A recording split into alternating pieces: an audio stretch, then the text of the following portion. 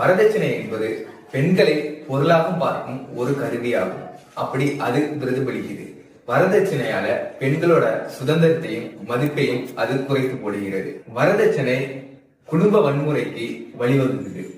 வரதட்சணை கேட்டு பெண்களை கொடுமைப்படுத்துவதும் கொலை செய்யறதும் இங்க நிகழ்ந்துகிட்டே இருக்கு. வரதட்சணைய எப்படி ஒழிக்கலாம் அப்படின்னு நீங்க கேட்டீங்கன்னா, வரதட்சணையில இருக்கும் தீமைகளை மக்களிடம் கொண்டு சேர்த்து அதனை நம்ம சொன்னா அவங்களுக்கு விழிப்புணர்வை நம்ம ஏற்படுத்தினா இங்க வரதட்சணையை கொஞ்சம் கொஞ்சமா நம்ம ஒழிக்கலாம். வரதட்சணை என்பது ஒரு சமூக பிரச்சனை.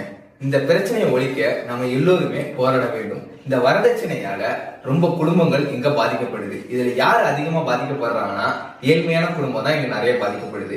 இந்த ஏழ்மையான குடும்பங்கள் பாதிக்கப்படுறது இல்லாம பெண்களுக்கு இங்க பெரிய பெரிய அநீதிகள் இங்க நடந்துகிட்டே இருக்குது.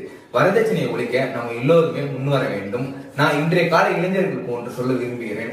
இனிமேலும் நீங்கள் திருமணம் செய்யும் நினைத்தால் வரதட்சணை வாங்காம திருமணம் செய்துக்கோங்க.